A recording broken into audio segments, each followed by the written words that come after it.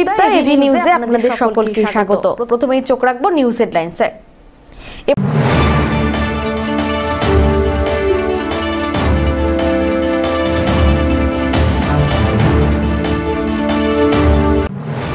পিসি ভাইপোর জমিদারি সরাবো বলে সরব মোহাম্মদ সেলিম, তাকে স্টেশনে স্বাগত জানালেন এক তৃণমূল নেতা। শুরু রাজনৈতিক চাপানুতর।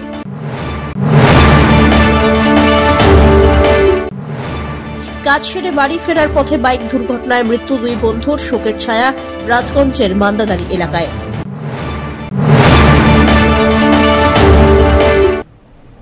এবার আসছে বিস্তারিত সংবাদে। পিসি ভাইপোর জমিদারি সরবে, মোহাম্মদ সেলিমের এই বক্তব্যেই রীতিমতো তোলপাড় রাজ্য রাজনীতি। সেলিমকে স্টেশনে স্বাগত জানালেন এক তৃণমূল নেতা। শনিবার কলকাতা থেকে রেলপথে জলপাইগুড়িতে দলীয় কর্মসূচিতে যোগ দিতে আসেন সিপিআইএম নেতা তথা রাজ্য সম্পাদক মোহাম্মদ সেলিম। পদাতিক এক্সপ্রেস ট্রেন থেকে নেমে দলীয় কার্যালয়ে যাওয়ার পথে সংবাদ মাধ্যমের মুখোমুখি হয়ে বলেন, পিসি ভাইপোর জমিদারি সরবে। সন্দেশখালীর ঘটনাতে সেখানে যেতে না দেওয়া প্রসঙ্গে বর্ষিয়ান এই নেতার বক্তব্য, তৃণমূল যে যে জায়গায় চুরি, খুন, রাহাজানি করেছে অন্য কোনো দলকে সেখানে ঢুকতে দেয় না। সন্দেশখালী, মুর্শিদাবাদ সহ যেখানেই তৃণমূলের বিরুদ্ধে মানুষ সরব হয়ে প্রতিবাদ করেছেন সেখানেই নিরাপদ সর্দার সহ অন্যান্য নেতাকর্মীদের গ্রেপ্তার করে জেলে ভরে দেওয়া হয়েছে, যাতে বিজেপির লাফালাফি করতে সুবিধা হয়।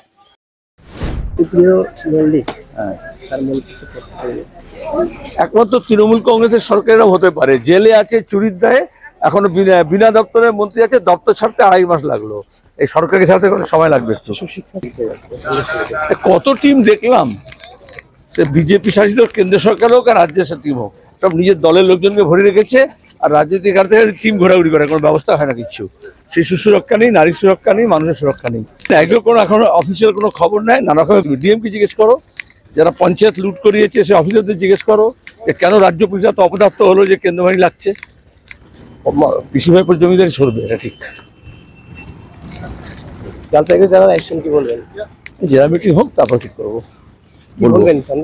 জেলা মিটিং হয়ে যাক, তারপর ডাকবো। সে তো রোজ হচ্ছে। আমাদের সব নেতাদেরকে ধরে জেল করে দিয়েছে, নিরাপদ সর্দারকে, মুর্শিদাবাদে যারা অন্যায় প্রতিবাদ করছিল তাদেরকে। এখন বিজেপি যাতে নাচানাচি করে সেজন্য সিপিএম এর সামনে তাদেরকে জেলে ভরে দিচ্ছে তৃণমূল। এটাই হচ্ছে তৃণমূলের কারবার। যে যেখানে চুরি করে, খুন করে, এখানে তৃণমূল কংগ্রেস সরকার সবসময় এটা করেছে, সেখানে অকুস্থরে কাউকে যেতে দেয় না, যাতে সাক্ষ্য সাবত লোপাট করতে পারে।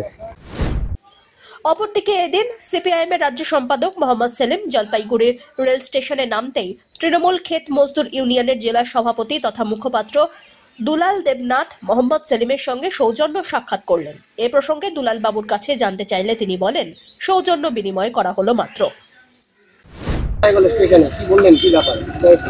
সৌজন্য বিনিময় করলাম, সেলিম বাবুর সঙ্গে দেখা হলো।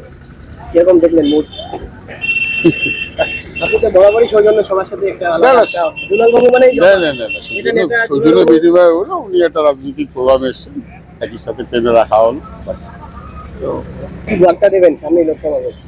সামনের লোকসভা ভোট আমাদের বার্তা তো সর্বোচ্চ নেতৃত্ব দেবেন আমাদের নেতা অভিষেক বন্দ্যোপাধ্যায় দিয়েছে। জেলা তৃণমূল কংগ্রেসের মানে মুখপাত্র হিসাবে বলতে পারি যে এইবার লোকসভা নির্বাচনে 2019-এ যেখানে আমরা পরাজিত হয়েছিলাম ভারতীয় জনতা পার্টির কাছে, এইবার আমরা আশা করছি বিপুল ভোটে এই লোকসভা নির্বাচনে সর্বভারতীয় তৃণমূল কংগ্রেসের প্রার্থী নির্বাচিত হবে। মোহাম্মদ সেলিমের সাথে কথা বললেন, তিনি কথা বললেন নাকি এড়িয়ে গেলেন? না, অত্যন্ত আন্তরিকতার সঙ্গে কথা বলেছেন। উনি জানতে চেয়েছেন কেমন আছেন, আমি বলেছি ভালো আছি, আপনি কেমন আছেন, কী কী রাজনৈতিক কর্মসূচি আছে। আজকে জলপাইগুড়ি আছে, তারপর আলিপুরদুয়ার যাবেন। অমিত বণিকের রিপোর্ট, এভি নিউজ।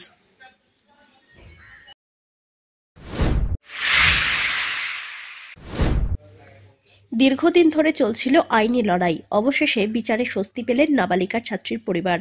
জলপাইগুড়িতে এক স্কুল ছাত্রীর অপহরণের মামলায় শনিবার অভিযুক্ত দুজনের 7 বছরের সাজা ঘোষণা করল জলপাইগুড়ি জেলা আদালতের অ্যাডিশনাল 4th কোর্ট। এদিন জলপাইগুড়ি জেলা আদালতের পিপি ইনচার্জ সঞ্জয় দাস জানিয়েছেন, গত 2008 সালের 26শে মার্চ স্কুলে যাওয়ার পথে এক নাবালিকাকে অপহরণ করা হয়। এরপরে নাবালিকার পরিবার থানায় লিখিত অভিযোগ জানান। দীর্ঘদিন ধরে মামলার ট্রায়াল চলছিল। অবশেষে অভিযুক্ত দুজনের 7 বছরের সাজা ঘোষণা করেছে অ্যাডিশনাল ফোর্থ কোর্ট। ঘটনাটি হয়েছিল 26/3/2008 এই তারিখে। একটি নাবালিকা মেয়ে সে গঞ্জ স্কুলে যাওয়ার পথে কিডন্যাপ হয় এই আসামিদের দ্বারা। কিডন্যাপ করার পরে তার বাবা কোতোয়ালি থানায় কমপ্লেন করে। কোতোয়ালি থানায় কমপ্লেন করার পরে পুলিশ কেস স্টার্ট করে এবং 363 এবং 366A ধারা মতে কেসটি স্টার্ট ইনভেস্টিগেশন হয় এবং চার্জশিটও সাবমিট হয়। তারপরে কেসটি ট্রায়ালে আসে। অ্যাডিশনাল ফোর্থ কোর্টে ট্রায়াল চলছিল। 2015 থেকে ট্রায়াল চলছে। টোটাল 7 জন সাক্ষী সাক্ষ্য দিয়েছে। সেই সাক্ষীর ভিত্তিতে আজকে অ্যাডিশনাল ফোর্থ কোর্ট আসামি শামীন আক্তার এবং শাহিদ হোসেন এই দুজনকে 7 বছরের সাজা ঘোষণা করল। 363 জন্য 5 বছর এবং 366A এর জন্য 7 বছর। কোন কোর্টে এটা? Additional fourth court. কাজ সেরে বাড়ি ফেরার পথে বাইক দুর্ঘটনায় মৃত্যু 2 বন্ধুর। গভীর শোকের ছায়া এলাকা জুড়ে। শুক্রবার ঘটনাটি ঘটেছে রাজগঞ্জ ব্লকের মান্তাদারি গ্রাম পঞ্চায়েতের বেলাকোবা গেট বাজার রাজ্য সড়কের মধ্যে মান্তাদারি এলাকায়। মৃত 2 যুবকের নাম দীপঙ্কর রায় এবং বাপি রায়। তাদের বাড়ি মান্তাদারি এলাকায়। জানা গিয়েছে শুক্রবার রাত্রেবেলায় এক বাইকে প্রতিবেশী 2 বন্ধু কাজ সেরে বাড়ি ফিরছিলেন। রাত্রে প্রায় 9টা নাগাদ মান্তাদারি নিয়ন্ত্রণ হারিয়ে রাস্তার পাশের বৈদ্যুতিক খুঁটিতে ধাক্কা মারে বাইকটি। দুজনেই রাস্তার ধারে ছিটকে পড়েন। ঘটনাস্থলে মৃত্যু হয় এক যুবকের।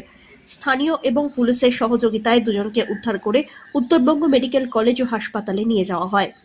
সেখানে কর্তব্যরত চিকিৎসক দুজনকে মৃত বলে ঘোষণা করেন। একই এলাকার 2 যুবকের মৃত্যুতে এলাকায় নেমেছে গভীর শোকের ছায়া। পুরো ঘটনার তদন্ত শুরু করেছে ভোরের আলো থানার পুলিশ। স্থানীয় সূত্রে খবর, রাস্তার কাজের কারণে রাস্তার পাশে গর্ত করার ফলে নিয়ন্ত্রণ হারিয়ে গাছে ধাক্কা মারে বাইকটি।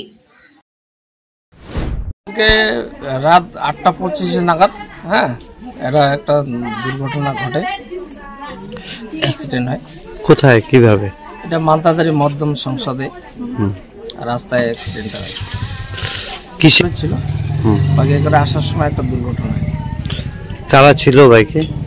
বাইকে ছিল 2 জনের নাম হচ্ছে, একজনের নাম হচ্ছে বাপ্পি রায়, একজন হচ্ছে বিক্রম রায়। ওদের বাড়িতে কে কে আছে? বাপ্পির 2 মেয়ে আছে। পরিবারে কি ওই বাবা মা আছে? পরিবারে কি ওই ইনকাম করতো? পরিবারে একমাত্র ইনকাম ওই করে। ওরা গেট বাজারে ওই দিক থেকে বাড়িতে ঢোকার সময় বাড়ির পাশেই অ্যাক্সিডেন্ট হয়। কি দিয়ে, কিভাবে অ্যাক্সিডেন্ট? রাস্তায় আসার সময় অ্যাক্সিডেন্টটা হয়েছিল বাইকে। কোন কি অন্য গাড়ি? অন্য গাড়ির সাথে হয়নি। রাস্তা একটু কাজ চলছিল, রাস্তা চলা কাজ একটু যখন কোন গাছে ধাক্কা মারে? হ্যাঁ, পিলারের ধাক্কা মারে। ঘটনাস্থলেই মারা যায় কি? একজন তো ঘটনাস্থলে মারা যায়। আচ্ছা, আরেকজন যাওয়ার সময় মারা গেছে। রাজগঞ্জ থেকে সুস্মিতা চন্দ্রের রিপোর্ট, এভি নিউজ।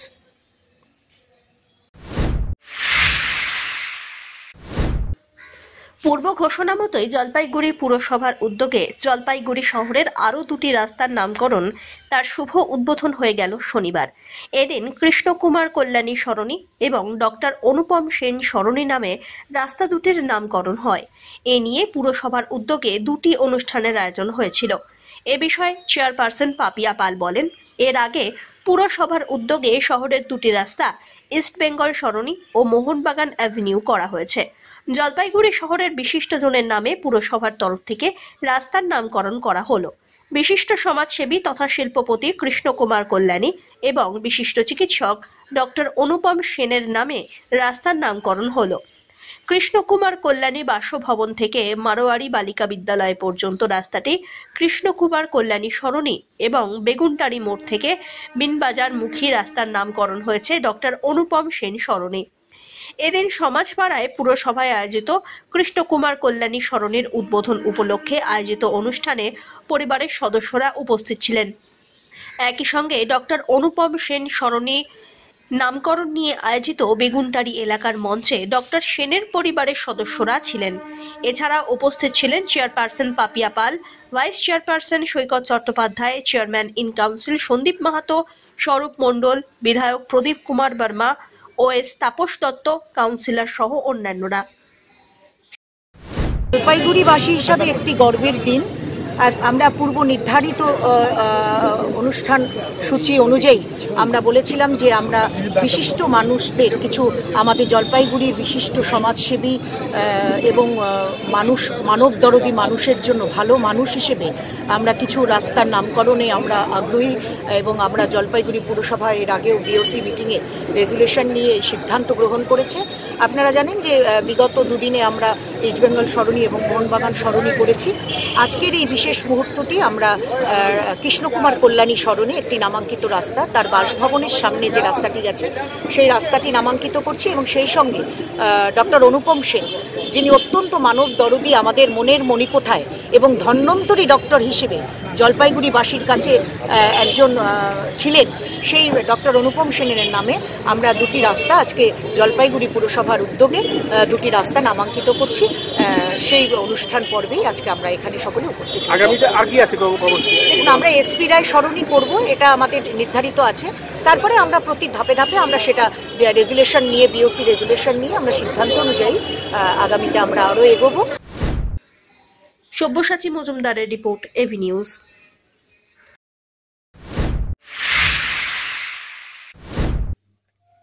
কোচবিহার থেকে কলকাতা পর্যন্ত অধিকার যাত্রা করবে বামপন্থী সরকারি কর্মচারীরা। 17 ফেব্রুয়ারি শনিবার সকাল 9টায় কোচবিহারের সিতাই থেকে অধিকার যাত্রা শুরু করবে বামপন্থী সরকারি কর্মচারীরা। 10ই মার্চ এই পদযাত্রা শেষ হবে দক্ষিণ 24 পরগনা জেলার যাদবপুর 8B বাস স্ট্যান্ডে। সম্প্রতি শেষ হয়েছে ডিওয়াইএফআই এর ইনসাফ ব্রিগেড। লোকসভা নির্বাচনের মুখে এই কর্মসূচিতে বামপন্থী ছাত্র যুবদের নজর কাড়া উপস্থিতি লক্ষ্য করা গিয়েছে। এই পদযাত্রার সাফল্য দেখে উদ্বুদ্ধ হয়েছেন বামপন্থী সরকারি কর্মচারীরা। তাই এবার তারাও কেন্দ্রীয় হারে ডিএ সহ সমস্ত শূন্য পদে কর্মী নিয়োগ এবং বিভিন্ন দাবি দাওয়া নিয়ে 17 ফেব্রুয়ারি থেকে 10ই মার্চ পর্যন্ত কোচবিহার থেকে যাদবপুরে ইনসাফ যাত্রা করবেন। রাজ্য কোঅর্ডিনেশন কমিটির জেলা সম্পাদক তথা রাজ্য কাউন্সিলরের সদস্য মনোজিৎ দাস এদিন সাংবাদিকদের মুখোমুখি হন। তিনি বলেন, রাজ্য জুড়ে নৈরাজ্যের পরিস্থিতির সৃষ্টি হয়েছে। বেকাররা চাকরি পাচ্ছেন না, অথচ হাজার হাজার সরকারি পদ শূন্য। সব দপ্তরে সমস্ত দপ্তরে চুক্তিভিত্তিক লোক নিয়ে কাজ সারা হচ্ছে। প্রচুর ডিএ বকেয়া রয়েছে।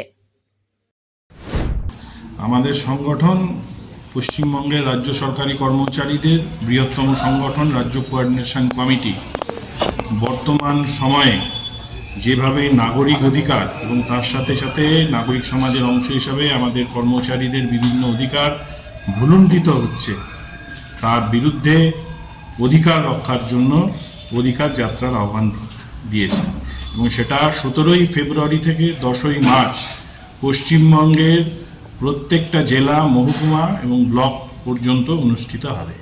আমাদের প্রথম দাবি হচ্ছে সারা দেশ এবং রাজ্যের পরিপ্রেক্ষিতে গণতন্ত্রের পুনঃপ্রতিষ্ঠা করা, নাগরিক অধিকার প্রতিষ্ঠিত করা এবং জাত, ধর্ম, বর্ণের ভিত্তিতে যেভাবে মানুষকে বিভাজিত করা হচ্ছে, মানুষের রুটি রুজির দাবি পিছনে চলে আসছে, সেই জায়গায় দাঁড়িয়ে এই বিভাজনের রাজনীতির বিরুদ্ধে আমাদের ঐক্য সম্প্রীতির বাতাবরণ জোরদার করা। তার সাথে রাজ্য সরকারি কর্মচারীদের বকেয়া মহার্ঘ ভাতা যে বিপুল পরিমাণে রয়েছে, সেটা আমরা মনে করি মহার্ঘ ভাতা কোনো দয়ার দান নয়, মহার্ঘ ভাতা হলো আমাদের অধিকার। সেই অধিকার প্রতিষ্ঠিত করা, চুক্তিতে নিযুক্ত কর্মচারীদের সমকাজে সমবেতন, রাজ্য প্রশাসনের যে বিপুল পরিমাণে শূন্য পদ রয়েছে সেই শূন্য পদগুলোতে স্থায়ী পদে যোগ্যতার ভিত্তিতে, মেধার ভিত্তিতে যাতে বেকার ভাই বোনেরা চাকরি পান, এই সমস্ত 4 দফা দাবি নিয়ে আমরা 17 ফেব্রুয়ারি থেকে 10ই মার্চ অধিকার যাত্রা সংগঠিত করছি। সেই অধিকার যাত্রা জলপাইগুড়িতে 19 তারিখ প্রবেশ করবে, 20 তারিখে আমাদের অধিকার যাত্রা জলপাইগুড়িতে শেষ হবে। সেই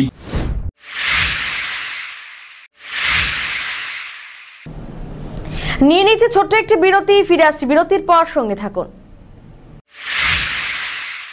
পশ্চিমবঙ্গ সরকার যুব কল্যাণ বিভাগের যৌথ উদ্যোগে আয়োজিত শতাধিক যুব কম্পিউটার প্রশিক্ষণ কেন্দ্রগুলির মধ্যে জলপাইগুড়ির সদর যুব কম্পিউটার প্রশিক্ষণ কেন্দ্র একটি। এখানে যুব কল্যাণ বিভাগের নির্ধারিত বিভিন্ন কোর্স রয়েছে, যেমন সিআইটিএ, ডিআইটিএ, সিএফএস, ডিএফএস, অটোক্যাড ইত্যাদি। মাধ্যমিক ও উচ্চ মাধ্যমিক পরীক্ষার্থীরা আবেদনযোগ্য।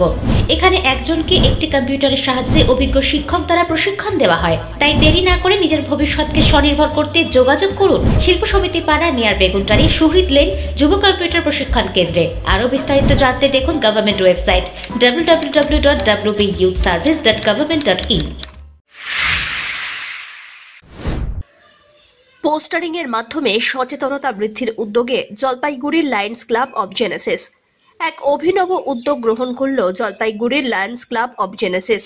রাস্তাঘাটে যে কোনো জায়গায় চলতে ফিরতে মানুষের একটি কুঅভ্যাস, যেখানে সেখানে থুতু ফেলা, যার ফলে সেই থুতুর থেকে বিভিন্ন ধরনের রোগ ছড়ায়, যা চিকিৎসকরা বলেন। এই কথা মাথায় রেখে জলপাইগুড়ির লায়ন্স ক্লাব অব জেনেসিসের সদস্যরা এক অভিনব উদ্যোগ নিলেন। শহরের বিভিন্ন জায়গায় মারা হলো পোস্টার, সেখানে লেখা থুতুর চারিদিকে ছড়িয়ে থাকলে যার ফলে মানুষের কতটা ক্ষতি হয়। শহরের বিশেষ বিশেষ কয়েকটি জায়গায় যেখানে মানুষের নজর পড়ে, সেই সব জায়গায় পোস্টারিং ক্যাম্পেইন চলল। থুতুর অপকারিতা বিষয়ে মানুষকে জানানো হয় তার মাধ্যমে। আচ্ছা, আমরা Lions club of Jalpaiguri Genesis থেকে আমরা গত দুর্গাপূজায় একটা উদ্যোগ নিয়েছি। এই যে রাস্তাঘাটে লোকজন থুতু ফেলে না, ওটা আমরা অ্যান্টিস্পিটিং মানে থুতু না ফেলার একটা ক্যাম্পেইন চালু করেছিলাম। আমাদের ডান্ডিয়া প্রোগ্রাম ছিল, আমাদের রেসপেক্টেড এসপি সাহেব ওটাকে করেছিলেন, ওপেনিং করেছিলেন। আমাদের শহরে ওনার পুলিশের আছে, পার্টনারশিপের সিলমোহরও আছে। তো আমাদের উদ্যোগ হচ্ছে, ক্যাম্পেইন হচ্ছে শহরের লোককে অ্যাওয়ারনেস তৈরি করা যে এই নিজের শহরটাকে পরিষ্কার রাখা, থুতু রাস্তাঘাটে না ফেলা। এই থুতু হলে আনহাইজিনিক হয়, নোংরা হয়, আর তার সাথে কিছু কিছু রোগও হয়। এই আমরা অ্যাওয়ারনেস করার জন্য এই ক্যাম্পেইনটাকে লঞ্চ করেছি। এখানে কি লেখা আছে? এখানে এটা লেখা আছে যে থুতু ফেললে কি মানে 3-4টা রোগ আছে, ওই রোগের নাম লেখা আছে। প্লাস লেখা আছে যে আপনার নিজের শহর যেখানে আপনি থাকেন, নিজের বাড়ির মতন ওটাকে পরিষ্কার রাখুন।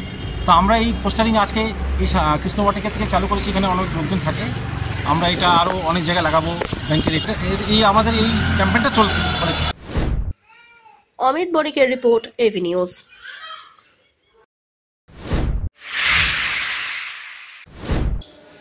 আচমকাই ভোল বদল। শনিবার সকাল থেকেই ফাল্গুনের কুয়াশায় ঢাকা পড়ল শহর জলপাইগুড়ি। শীত যেন বিদায় নিতেই চাইছে না জলপাইগুড়ি সহ উত্তরবঙ্গ থেকে। বিগত কয়েকদিন সকাল থেকেই বেড়ে চলেছে তাপমাত্রা। তবে সপ্তাহের শেষ দিনে শনিবার আচমকাই বদলে গেল আবহাওয়া। ভোর থেকেই ঘন কুয়াশার চাদরে ঢাকা জলপাইগুড়ি শহর সহ ডুয়ার্সের বিস্তীর্ণ অঞ্চল। পাশাপাশি হিমেল হাওয়ায় কার্যত নতুন করে গায়ে গরম জামা কাপড় চড়াতে বাধ্য করেছে প্রকৃতি। তবে বেলা বাড়ার সঙ্গে সঙ্গে আবহাওয়ার পরিবর্তন হয়ে রোদের দেখা মেলে। সব্যসাচী মজুমদারের রিপোর্ট, এভি নিউজ।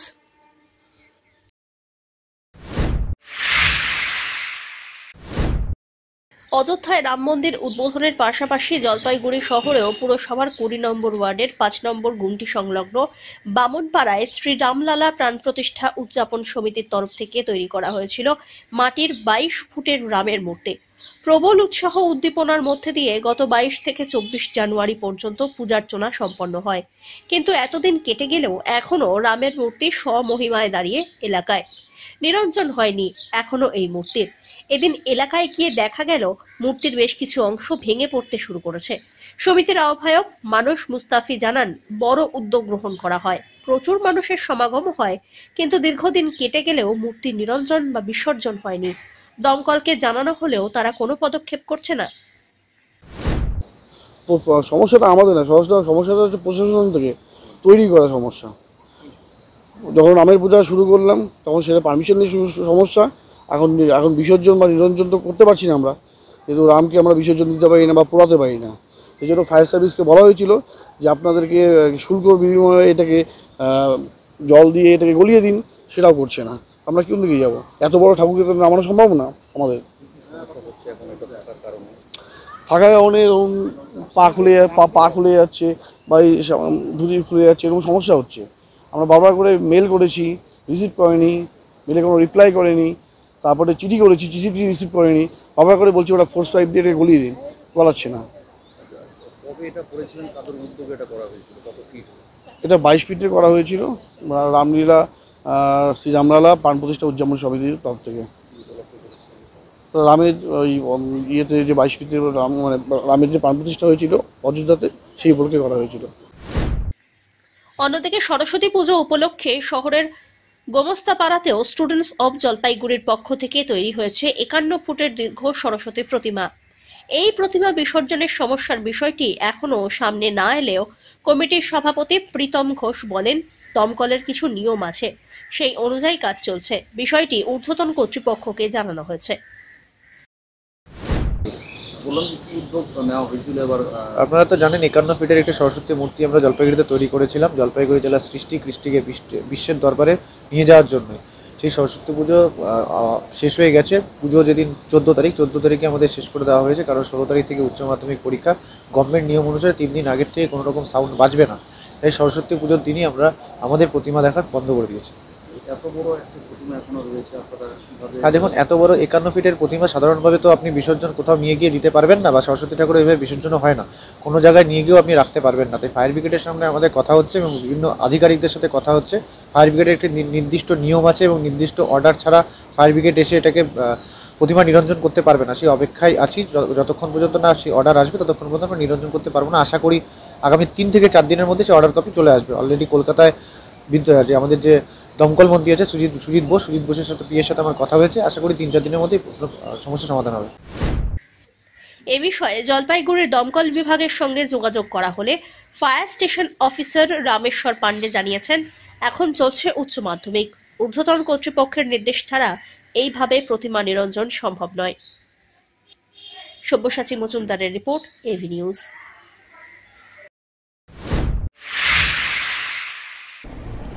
শেষ করবার আগে নিউজ হেডলাইন্স আরো একবার।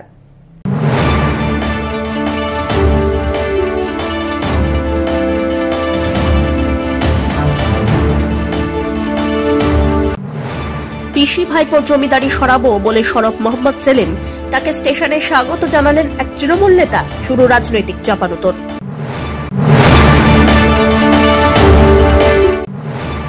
কাজ সেরে বাড়ি ফেরার পথে বাইক দুর্ঘটনায় মৃত্যু 2 বন্ধুর, শোকের ছায়া রাজগঞ্জের মান্দাদারি এলাকায়।